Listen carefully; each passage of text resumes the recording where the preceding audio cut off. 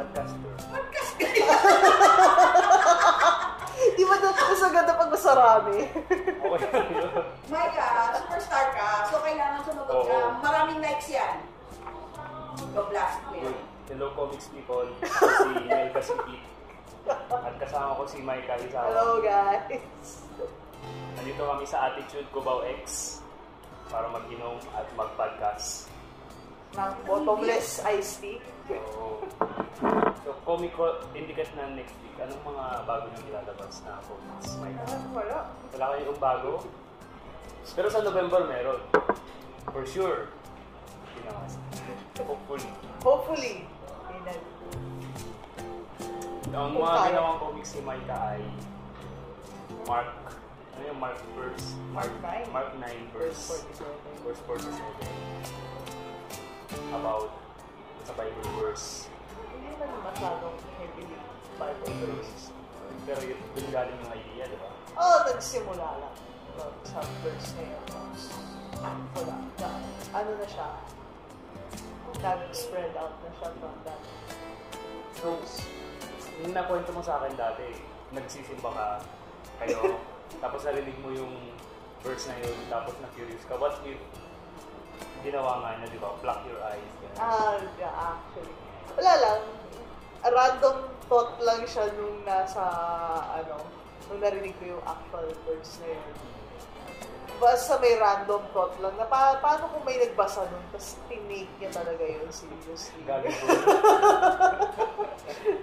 Tapos, natawa lang ako sa idea na yun. Tapos,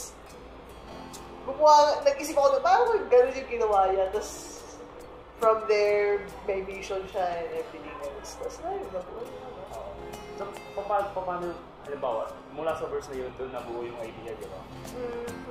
So, what led to dun sa mga characters, dun sa setting? Kasi di ba may mga angels? Fan ka ba ng ganung genre? Well, nung time na yun, medyo isa sa mga yung, naalala ko yung Constantine ni, yung kay Keanu Reeves. Medyo naalala ko. Lumang-luma na yun. Lumang-luma eh. College pa ako yun eh. Medyo matagal na Kailan ba yun, yung first issue? Di ba indie pa yun parang statement comics? Kailan ba yun? Kailan lumabas? 2000... Diba? Kasi 2000, ano yata? Kailangan si Depa. 2004 or 5. Oo, pero hindi naman kasabay ng Constantine. Hindi na per se bago ang Constantine ng time. Pero may imprint yung movie na yun sa akin. Anong event siya unang lumabas? Comic-Con? Summer Comic-Con nata yun. Kung Summer Comic-Con. Nasa ano ba yun? UP pa yun. Talaga? Alam ko ang unang Summer Comic-Con, sa Bayanihan na, doon nag-propose si Ome. Ay, doon sila unang nagkakilala. Hindi! Summer Comic-Con pa yun. Kasi, April lumabas yung unang first chapters na part. Pero sa... Metro Comic-Con yata, di ba? Hindi. Kasi doon ko kayo unang nakilala sa Metro Comic-Con. Pero baka naglalabas na kami. Tapos nag-ibenta pa kayo ng keychains, di ba? Si Tepa yun. Trip niyang So, paano kayo nagkakilala ni Tepa? School. Sa school? Magkaklase kayo? High school. Tapos, naisipan nyo mag-collab. Uy, collab tayo. Writer ako, artist ka. Ay, hindi naman. Hindi, paano ba to? Kasi, Tepay, matagal na yun Oo, college pa, di ba? High school. High school, nagko-comics na siya. Kasi matagal na siya nagko-comics. Baka before pa nga eh. Kaya lang si Tepay dito. Alalahanin mo yung nakaraan. Oo nga eh. So galing siya mag-alala Pero during, may mga times na wala lang, nag-discuss lang kami ng stories or whatsoever. So doon niya nga nalalaman na nasusulat ako. Tapos, naisipan yung mag-collab? May isa akong shinare, yun nga, yung Mark. Shinare ko yun sa kanya. Tapos yung isang time, parang sabi niya, parang gusto kong gawin comics. Tapos, for some time, gumagawa siya ng mga character design nun. Tapos after, during college days tayo, doon niya na-decide, gawin natin ito, tapos labas tayo sa contract. Ayun. Nalabas na rin niya yung Mactan or... Ay, wala sabay, pa. sabay. Wala pa yung Mactan noon. So, mas nauna si Mark. Nauna talaga si Mark. Kaya medyo labas, halata-halata ang kanyang mga anime influences, lalo na sa unang book. Ganda nga nun, nasa ang kapal. Napansin ko, wala masyadong text. Diba? Yung Mark. Kunti lang. Mas maraming draw. Pero hindi ko matutuwa sa lahat.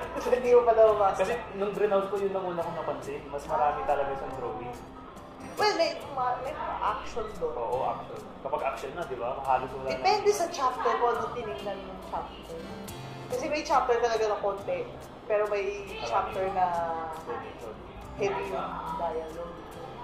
Siyempre, yung mga gusto kong part yung ma-action. Oo. Tapos, Mark, ilang libro na kayo? Dalawa na, di ba? Dalawa. Tapos yung third book, balak ko this year. Parang mahirap sa timeline yun. Maraming nag-aabang. Oo nga. Pero well, depende. Pag-usapan pa namin ni Depa, kung anong gagawin namin doon. So, ikwento nyo naman kung paano nyo nabuo yung Megan.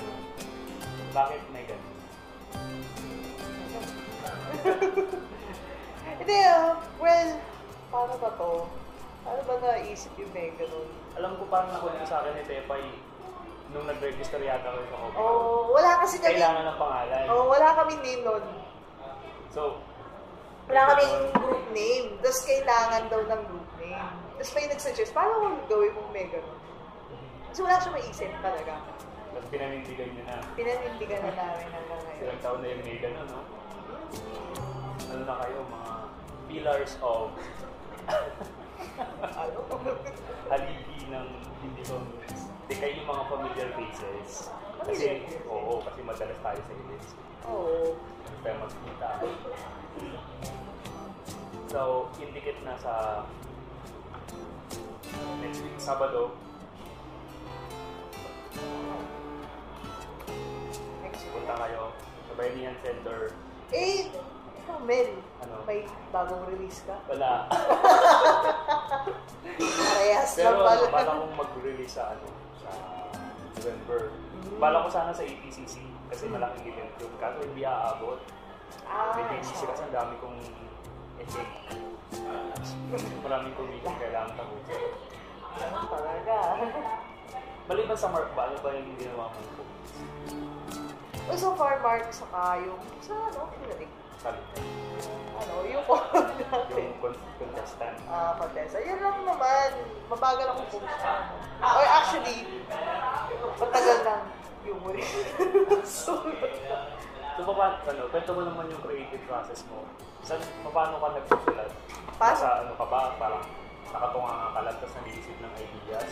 Or out of nowhere tapos may naisip ng idea tapos sinusulat mo? ang hirap na tanong. Madalas nakatunga nga ako eh. Alam mo, bumabiyahe ka ganun tapos doon mo naisip ng idea. Sinusulat, may notebook ka. Yan yung mahirap eh. Hindi ka makapagsulat eh kapag nasasakyan ka eh. Ano na lang, tinatandaan mo na lang yung mic. Iba, tinatandaan ko. Yun yung Mahirap yung ganun kasi minsan di ba nakakalimutan. nakakalimutan nga yun. Nangyari din sa akin tapos may ano, Pero may mga times yung mga nare-relate, yun yung, nasusulat mo. nandiyan lang ako, tapos nakatulala. Tapos pag naisip ko yun, parang bibigyan ko na lang siya ng oras. Para isulat. Tapos yung mga muni-muni habang nasa sasakyan or basta nasa lugar na hindi talaga ako makakapagsulat. Ano na lang yun, hopefully maalala ko siya. Na madalas ganun yung mga nangyayari. Pero pag may mga times talaga na remember ko sa Di ba mahirap yun kapag pinipilit mo mag-isip? Kasi hindi ka tuloy makaisip dahil na-stress ka na sa hindi ka kasi makaisip. May mga ganun. It is. So, Minsan gumagana, minsan hindi. minsan hindi, tama. So, paano yung cheesy meat na saan nagagaling yung mga yun? sa traffic yun eh. Na-stuck ako sa traffic pag bumabiyahe. Iniisipan ko na lang anong pick-up line ang pwede kong mag-isip dahil traffic. Ganun. So pag may pick-up line kayo, sabihin na traffic ka. Oo. Kadalasan, pero may mga iba din, minsan may naisip ka lang, o kaya natutulog ka, tapos hindi ka makatulog, tapos biglang may pumasok na idea. Minsan sinusulat ko, minsan hindi. Akala ko, pagkaisip ko, pinupost ko kagad sa Facebook. Yung may mga times, lalo na pag baka makalimutan ko, nilalagay ko na lang sa Twitter. May sa Twitter ka nag-google. Oo, doon ko na lang nilalagay muna, tapos copy-paste lang sa Facebook, para hindi sabay. Anong masasabi mo anong may advice mo sa mga bago ang gusto mag-indie? Gawa lang kayo. Hindi nga, seryoso, gawa lang kayo. As in, mahirap ba o madali ang mag-indie sa Pilipinas? mahirap po yan. Pero mas madali na ngayon, di Well, ba? mas Para madali dati. na. Oo. Kasi lumaki na nga yung mga ibang events. Mas marami na yung mga yun nga, meron na nga tayo ngayon, BCC. So yung mga ganong avenues na kahit international, tumitingin na sa mga local artists natin. Comic Kit, may Indie Kit. Ako ba? ABCC. ABCC.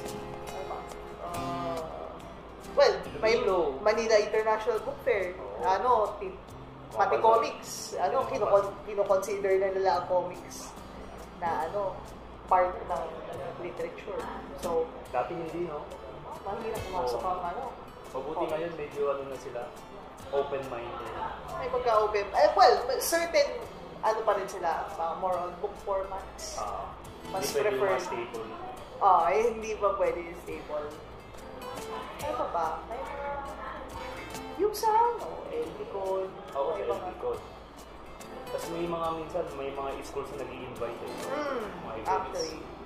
May mga schools na yung mga orgs na open sila sa idea ng comics. Ay, iba, yun talaga yung ginagawa ng org. Ilang piraso ng comics ang piniprint mo per event? Per event? Matagal na kami din staple. Oo nga pala. Na, Sa mga hindi nakakaalam, may ganun comics yung unang nagpauso ng mga book buying na indie hindi comics. nga. Oo. Di ba merong iba? Hindi, alam ko, may ganun yung mga, hindi ko alam kung kayo yung una, pero kayo yung isa sa mga una. Oo, tapos biglang, diba sa FLT pa dati, kasi lahat tayo Nag-trade. naka-DVD. Trade paperback ulit. Oo. Ngayon marami na yung sa softball. Hindi kasi, yun nga, umabot na tayo sa point na yung mga tao, okay nang Hindi daw tayo. DVD sa yun. So yun, back to that. Okay na yung okay na yung time na parang sa ngayon acceptable na sa mga tao na book format. Nga yung ibang tao nga gusto na book format. Akala ko dati mahal, walang bibili. Pero hindi, meron pa rin. Meron, Marami I guess maganda kasi siya sa shelf. Oo. Mas madaling Kahit na, i-store. saka ang hirap rin pag inaayos ko yung mga comics ko.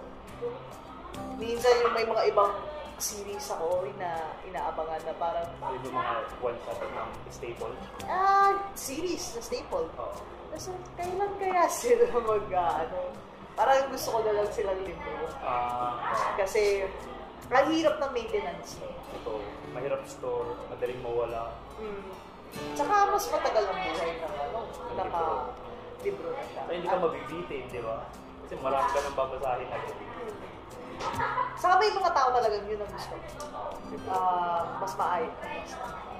So, doon namin na-realize yun. Fine. Parang medyo kabado kasi hindi nga yun. Oo. Pero worth nag-pay it off naman. naman. may mga tao talagang gusto makakumpay. Maraming ang tao na gusto na makakumpay. Ako rin ito. So, ano masasabi mo sa podcast namin? Wala akong time. Para na-tsempuhan niyo yung helmet ko. Buti nga, dito ka, di ba? Nakampuhan Oo, kita. na-tsambahan niyo. Salamat sa mga nanonood. Kaya aming 50 subscribers. Salamat. Madami rin yan. Oo, mag-subscribe ka, 16 na. Sa YouTube? Oo, sa YouTube.